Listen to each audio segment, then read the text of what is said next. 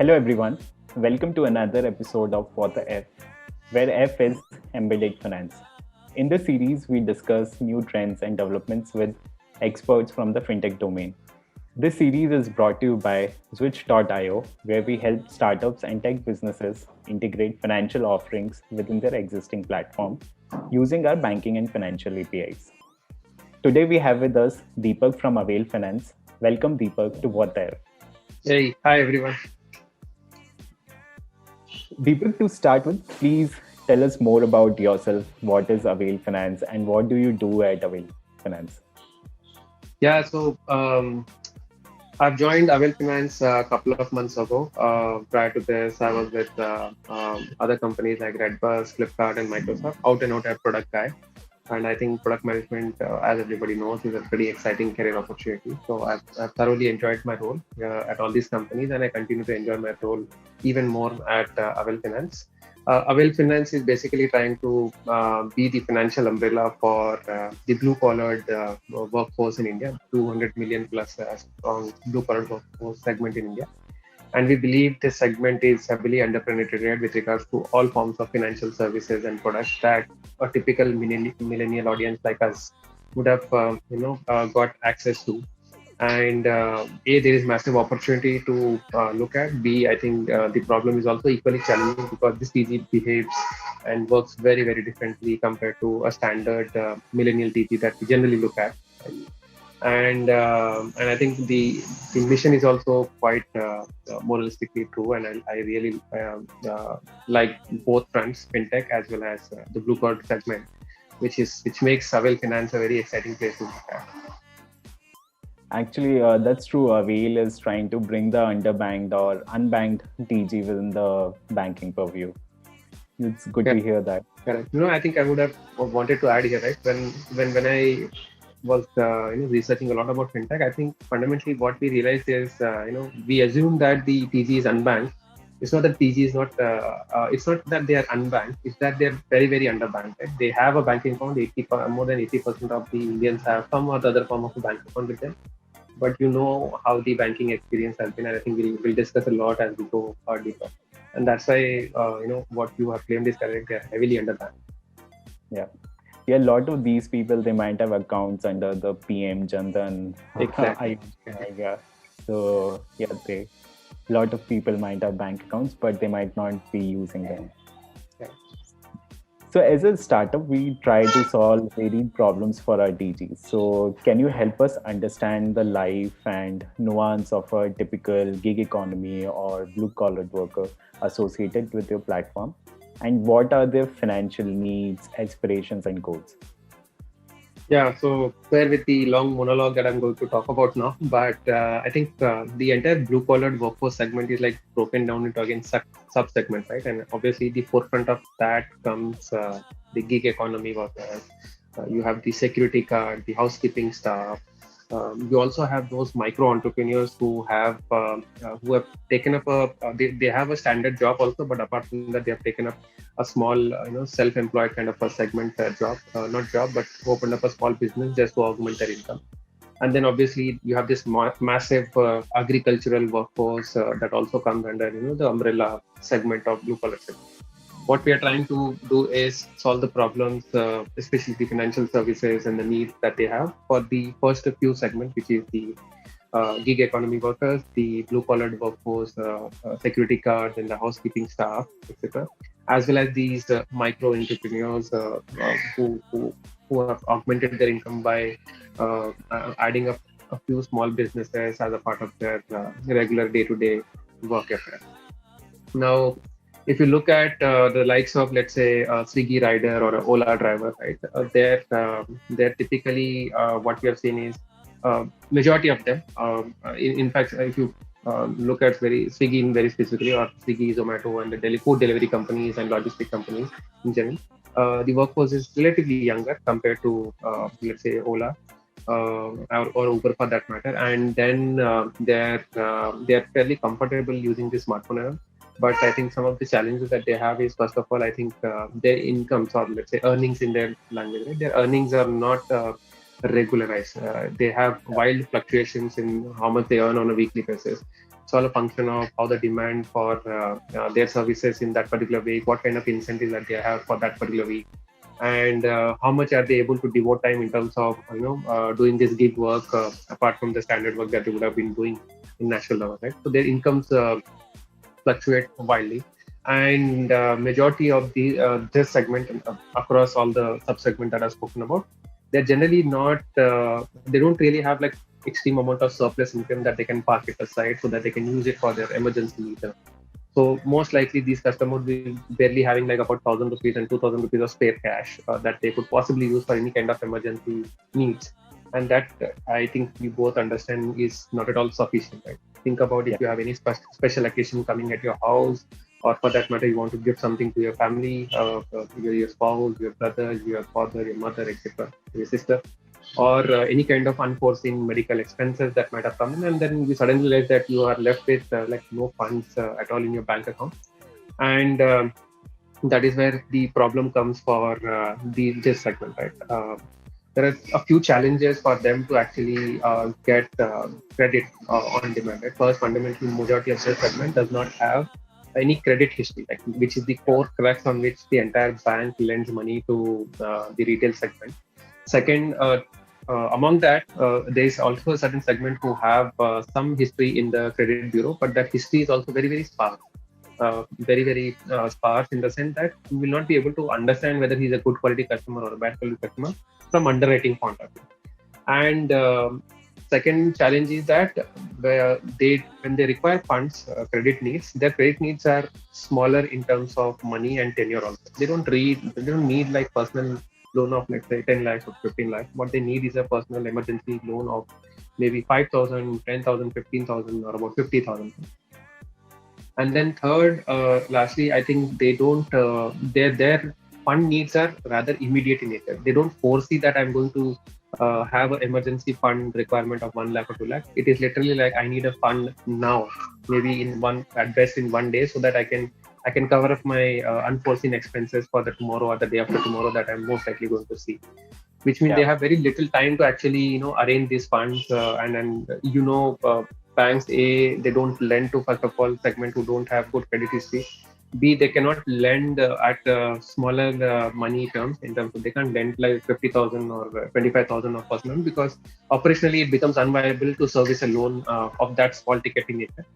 And then third, I think the entire loan processing time that banks would take typically would be spanning between at least 2-3 days, sometimes even as high as 5 to 7 days, working days. Yeah.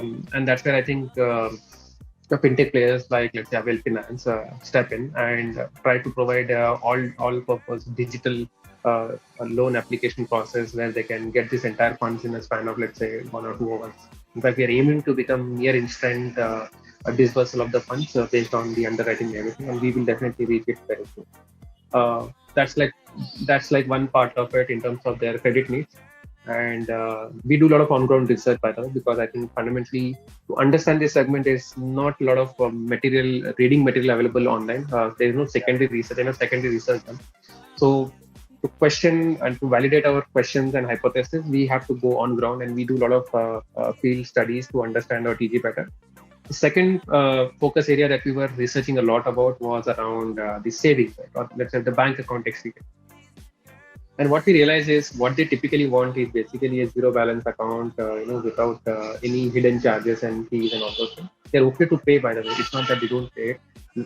Almost everybody has a smartphone. They recharge their phone. They have a DTH connection, which means they are willing to pay for a service which is offering them value. They're okay to pay, but they don't like the fact that the fees are hidden and charges are hidden. The second part is they need experience which is tailored to their needs, and I'm going to elaborate a bit more, maybe perhaps down our conversation. But yeah, they don't get that kind of experience from the bank. Third, I think they need a lot of support in terms of understanding the bank's banking features, which they don't get it. And lastly, I think the products or the offerings of the bank, which is your loans, which is your insurance and savings, none of them are customized to their needs. I've just given an example of how credit is. You can imagine a similar example will definitely exist in the savings segment, the insurance segment, and all the other segments that banks provide in terms of services. Even the banking apps, forget about the blue collar workforce. I think all of us have been using various banks app in past, and I'm sure none of us would have been feeling happy about using an app experience, or the banking experience is very delightful and intuitive in nature. They are very rudimentary, to be very honest. I don't think majority of the banks, and leave alone the public sector banks, but at least even the private sector banks, very few banks have done a decent amount of work in terms of providing a very delightful user experience, be it on app or mobile website or desktop. So imagine for us, if it is struggling in terms of using a banking app, think about this TG who barely understand how to use smartphone apps. They don't go beyond the likes of WhatsApp and YouTube, and asking them to go ahead and do a funds transfer or download a bank account statement. They'll be literally like saying, "Boss, nahi hoga. We won't be able to do it. We might as well just go to a bank representative and ask them to give you a copy of a bank statement." Right? So that's the kind of TG we are talking about, and that's the kind of challenges that they have with regards to banking. And we Yeah. know all these problems can be solved. It's just that banks do not want to solve for it because they have a lot of other priorities in their entire pipeline. Right? The bank doesn't necessarily just serve one segment. Of course, there are banks like the microfinance institutions and small finance banks who are expected to target at this segment and work towards that. They do that, but of course, they have a list of lot of other priorities that they have to look at, and this does not come literally high in their priority sector. So that leaves a lot of space open up for fintech players like with Avail Finance to build a very smart and intuitive neo banking experience for the blue collar workforce. And hopefully, very soon we'll be able to take live a very powerful bank account backed by strong products and features for this segment. Yeah, thanks for covering the needs and difficulties faced by this particular TJ, and it's very really warming to see tech platforms integrating financial services. So this leads to my next question. Like, I can understand in your case, you want to provide a better experience, but why a particular tech platform or any platform for that matter, aimed at let's say gig economy workers or the TGs, they should think about integrating a banking experience in their platform. And let's say when you are doing as a platform for your DG, what is it in there for you as a company or as a brand? Yeah, so if you look at the core reason that we wanted to get into this entire new banking piece was probably coming purely from the problems that users were facing. We clearly identified there is a massive gap in terms of what the blue collar segment or TG wants versus what they are actually getting, out in the market. And banking is a kind of product that gives you a lot of stickiness from users' mind. I think about the fact that a lot of us would have bank accounts with the likes of SBI or HDFC or Axis or ICICI, and would have most likely opened up these bank accounts, during our college times or possibly once we were out of college and we were like literally opening our bank account for the salary linkage. I bet a majority of us would have been continuing to work with the same bank, primarily because of the fact that we have opened a bank account, we have used a lot of their services, and we feel just good about it. ठीक है, चल रहा है, and we can manage it, right? And you can expect a very similar behavior to be shown by the users when they open new bank account also, right? And Yeah. imagine the fact that new banking account giving them a much more 10x kind of improvement in experience. They have all the more reasons to actually stick to the new banking experience, because it not only provides them a delightful user experience, but it also helps you give all those services and features that you always longed a traditional bank would have given to you, but you never got it. Think about the customized savings offering. Think about the customized insurance offering. If you look at this TG, if you ask them to buy a medical insurance that provides cashless experience and everything with an annual premium of 8,000 rupees, they're saying, boss, 8,000 rupees mein kahan se leka? I don't have that money, Right. and I don't have that much amount of spare money available in any given month for me to even pay that premium. And then what will you typically tend to do is, okay, most of the companies would say, okay, let me break it down into monthly EMI. They're saying, okay, I'm more than happy to pay monthly EMI, but I don't really find a significant benefit of a cashless experience, because my parents, my family lives in hometown, which is a tier 3 tier 4 village or town, and they most likely are going to a nearby government hospital or a private hospital or even to a nearby district hospital to for their minor hospital treatments and all. And your cashless experience is not going to help you because you don't have tie-ups at that level. And Yeah. what they would say is, I'm okay to not have a cashless experience, but I definitely need some sort of a hospi cash benefit, right? Something that can help me fund that temporary treatment that my family is going to undergo in such kind of a district and town hospital. And of course, any kind of severe ailment, they're bound to come to a metro city and maybe stay with me here. And here, I think your cashless treatment might work, but I definitely need something which is more like a hospital. And now you're suddenly realizing that the services that we're trying to offer versus the services that they really need, there's a gap there. And that is where I think folks like us, like Avail Finance, will step in and try to first understand what user needs, and then go back to the insurers and work with them very closely to understand how can we build those products very, very tailor made to their their daily needs and services. So that is how we are looking at in terms of building the experiences, not just from uh, core banking experience point of view, but also from augmenting the core banking with additional services around insurance, savings, and loan. I think we have already spoken about how credit is completely different for this segment. So that's how we are thinking about it. Yeah, actually, a lot of tech brands or platforms, they are doing research around what additional financial services they can also integrate into their platform. So we are, as which we also feel that there are going to be more and more tech brands and players who will be integrating financial services in the platform. So actually, this brings me to the next question. What are some of the biggest challenges that you see while turning your platform into providing a new banking experience to your TG? So what are the general challenges or issues that you feel that you might have to face into providing an experience of a new bank? Yeah, so if you purely talk from neobanking experience, I think we need to be really razor focused on what is the kind of experience that we're offering to customers, and that experience starts right from the point when user is attempting to open a bank account. Right? How can you make that entire bank account opening experience very, very intuitive, simple, and dead easy to understand, so that user can do it without, let's say, requiring any support from a friend or a colleague or somebody like that. Second, how can the core banking experience help them augment in terms of their financial independence on all those broad parameters, right? On the savings front, on the insurance front, and on the core banking front, and obviously on the credit front. How can this entire core banking experience provide them all these services?